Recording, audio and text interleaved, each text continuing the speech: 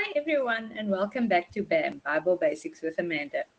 So today we're looking at Genesis 11 and I'm putting a picture up for you to show you where everybody was living after the flood with Noah and how his sons moved along.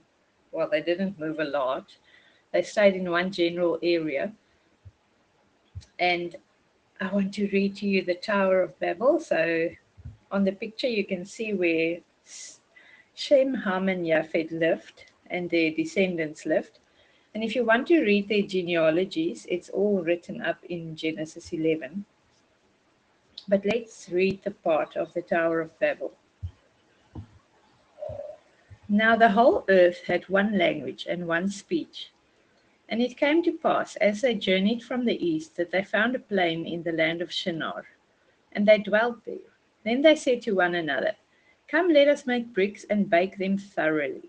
They had brick for stone, and they had asphalt for mortar. And they said, "Come, let us build ourselves a city and a tower whose top is in the heavens. Let us make a name for ourselves, lest we be scattered abroad over the face of the whole earth." But the Lord came down to see the city and the tower which the sons of men had built. And the Lord said, "Indeed, the people are one, and they all have one language. And this is what they begin to do.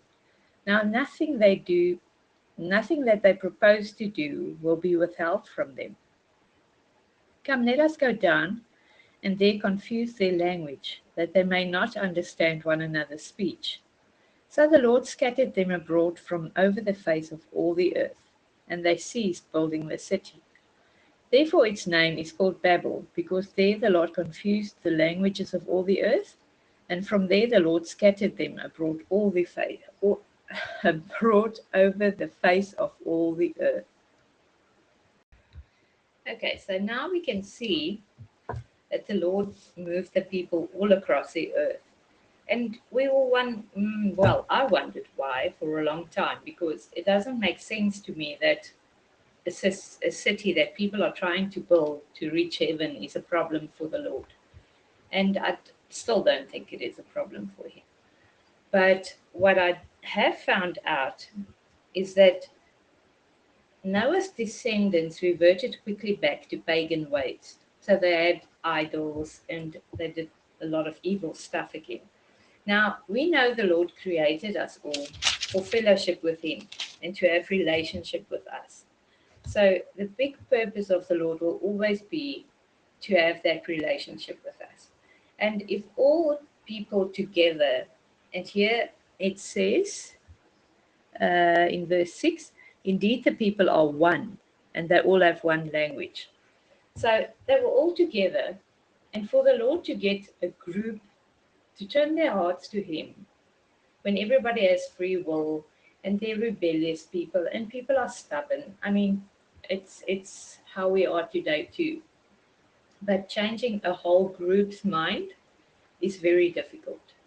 So in my opinion, and this is not any teaching or anything I've learned, it's just something I've thought about, and think about it and let me know what your opinion is. Because for me, I think the Lord scattered the people, obviously to populate the earth better, because it's better than having everybody live in one small cluster. Well, it would be a big cluster by now, but it would, I mean, the whole earth was created for men.